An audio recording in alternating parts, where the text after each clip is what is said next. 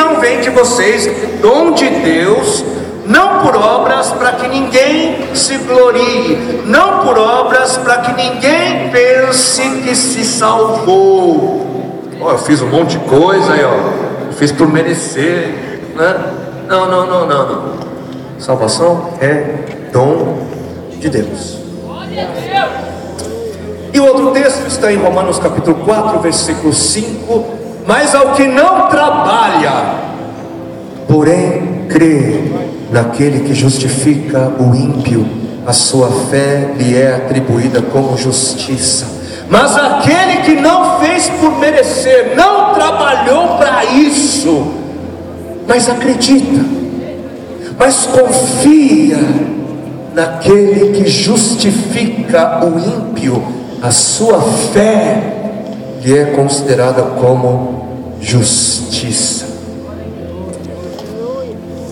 A Bíblia, que é de onde nós tiramos esse texto aqui, a palavra de Deus, ela vai dizer para a gente que existe algo que Ele nos dá de graça, sem que essa oferta seja uma oferta enganosa.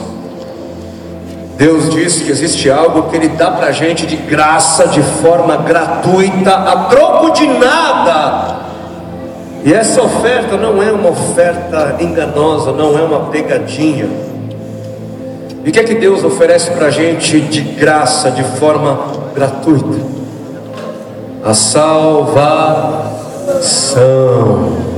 A minha, a sua, a nossa salvação é algo completamente, totalmente de graça, gratuita, a troco de nada. Porque pela graça somos salvos mediante a fé, e isso não vem de nós, é dom de Deus, é presente de Deus. A salvação não é fruto das nossas obras, não existem méritos humanos na salvação, é presente de Deus, a glória é de Deus, é presente de Deus que a gente recebe pela fé em Cristo Jesus. A fé é como a mão que se estende para receber um presente. Isso é fé. Fé em Cristo Jesus.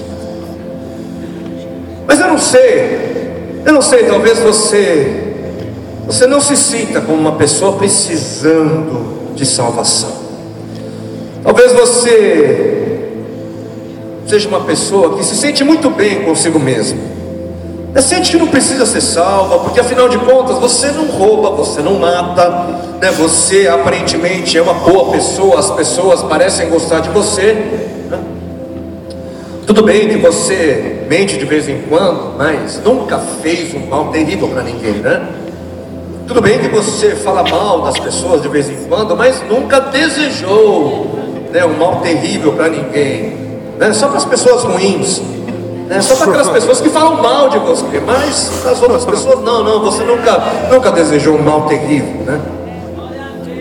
E se esse é o seu caso, se você se sente assim como quem não precisa de salvação, por que não? Tudo bem, né? Aparentemente.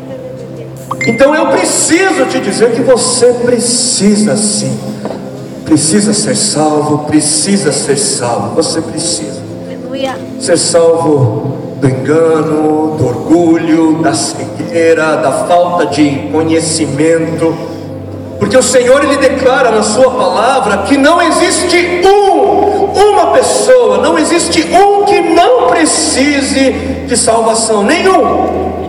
Todos vivem abaixo dos critérios encontrados na santidade de Deus. Ninguém consegue viver no padrão de bondade absoluta como vive o nosso Deus. Ninguém consegue.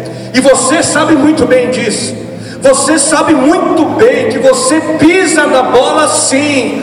Você sabe sim muito bem que é um pecador, que é uma pecadora sem condição nenhuma para lidar com os seus erros, sem condição nenhuma para lidar com os seus pecados, para viver segundo o padrão de santidade divino.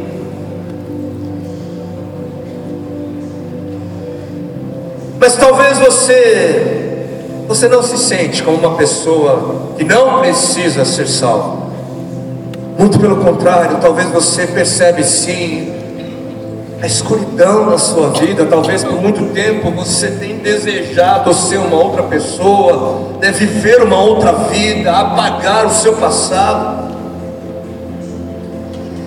E se você tem plena consciência de quem você é, se você tem plena consciência do mal que você não quer, mas acaba fazendo, se você é uma daquelas pessoas que dizem, não, eu não tenho jeito, não tenho jeito para mim. Se você é uma dessas pessoas, então talvez isso não faça para você o menor sentido, talvez não faça. Mas como assim? Você pode dizer, eu não fiz nada para merecer isso, eu não fiz nada para merecer bondade, eu não fiz nada para merecer esse presente. Como assim de graça? Eu não mereço, e eu sei que eu não mereço, porque eu sou uma pessoa quebrada. Nem todo mundo sabe, mas eu sei. Eu sei muito bem quem eu sou. O bem que eu quero fazer eu não faço, e o mal que eu não quero fazer, esse sim eu faço. Eu sei que eu mereço castigo, eu sei. Nem eu consigo me perdoar por aquilo que eu fiz. Como assim? Como assim de graça? Isso parece ser bom demais para ser verdade. Como eu queria acreditar nisso. Se você é alguém que diz essas coisas, então deixa o Senhor te ajudar a acreditar. Mais uma vez, Romanos capítulo 4, versículo 5, palavras do Senhor. Mas ao que não trabalha, porém crê naquele que justifica o ímpio, a sua fé lhe é atribuída como justiça. Mas aquele que não trabalha, aquele que não fez por merecer, mas confia naquele que justifica o ímpio, a sua fé lhe é acreditada como justiça. E preste atenção no porém crê naquele que justifica o ímpio, porém confia naquele que justifica o ímpio. Queridos, a palavra ímpio vem de uma palavra grega que é usada até para descrever o próprio diabo. O diabo, por quê?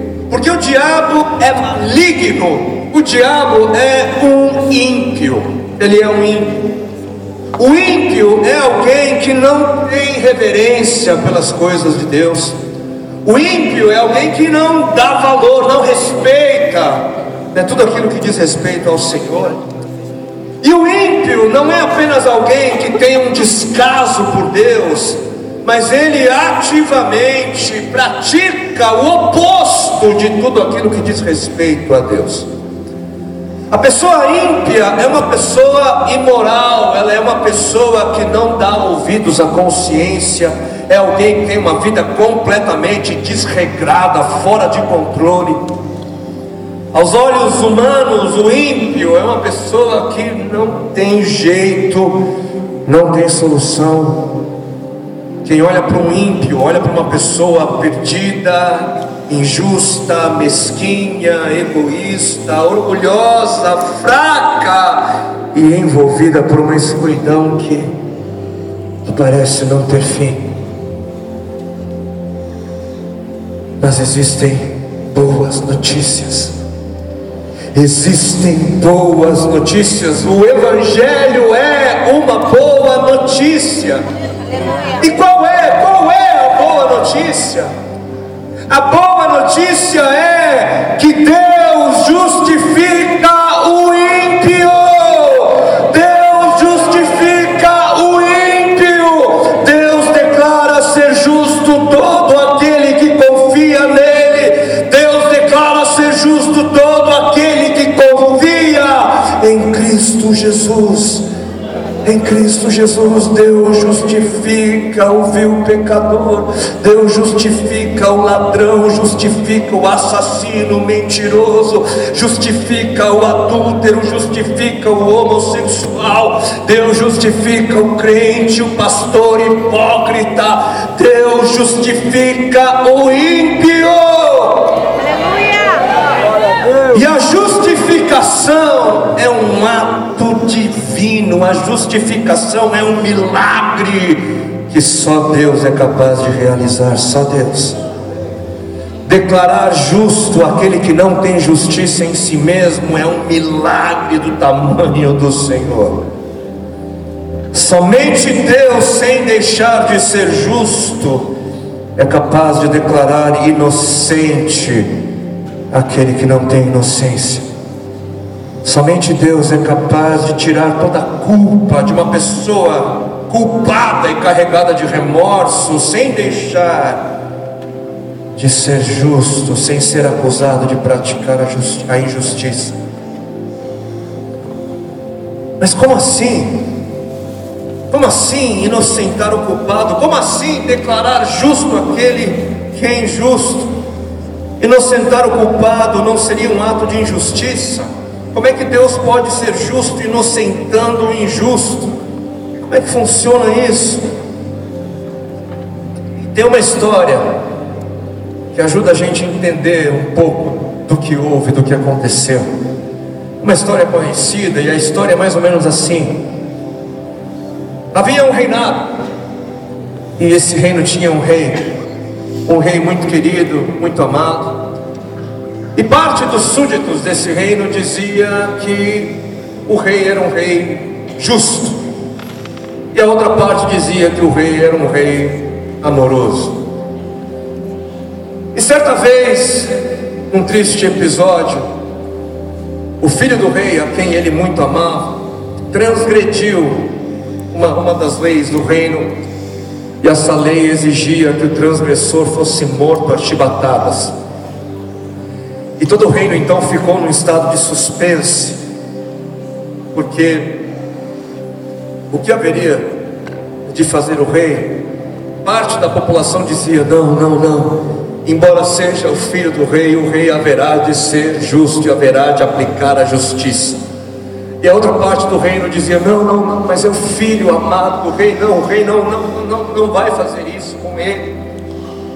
Até que chegou o dia do julgamento, e aquele menino então ele foi trazido diante de todos os olhos. Ele foi despido do seu manto real, foi levado ao madeiro e amarrado. E o carrasco então ficou ali de prontidão, apenas esperando a ordem do rei, porque diante das evidências ele era culpado. E é nessa hora o rei então ele se levanta do seu trono e passa a caminhar na direção do menino e deixa o lugar de glória e de honra e caminha na direção daquele que estava ali condenado. Ele tira a sua veste real, colocou sobre aquele menino que estava ali condenado. O rei o abraça e então diz para o carrasco para executar a sentença. E o rei então morre no lugar daquele menino. E assim a justiça e o amor deram ser cumpridos naquele sacrifício.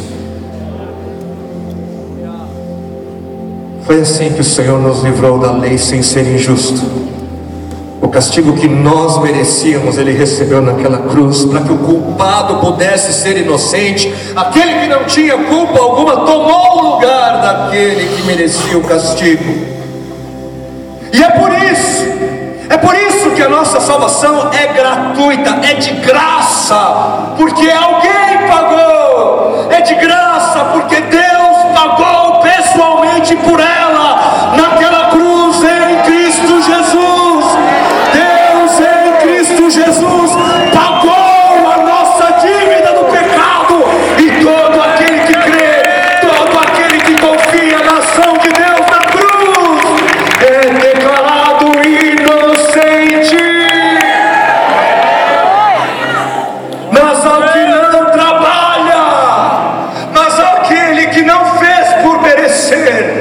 porém confia. A fé, a confiança faz do injusto uma pessoa justa. A fé faz do injusto uma pessoa justificada perante a santidade de Deus. As notícias são boas. Deus justifica o vil pecador. E se Deus pode justificar uma pessoa tão má assim, se Deus pode justificar um ímpio, Ele pode justificar a você também.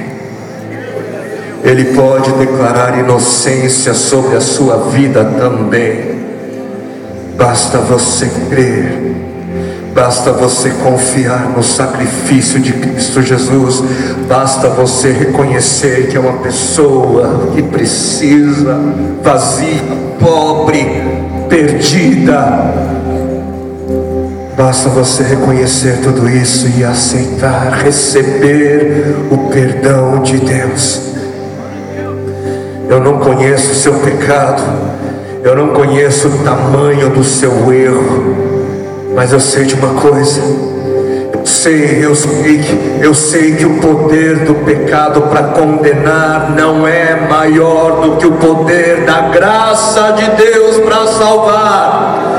O sangue inocente de Cristo Jesus tem mais poder para perdoar do que o seu pecado tem poder para te condenar. O poder de Deus é maior do que o poder do pecado. O poder da ressurreição é maior do que o poder da morte. Por isso alegrem-se, alegrem-se todos. A acusação do inferno não é maior, não tem autoridade maior do que a declaração que vem do alto e vai dizer: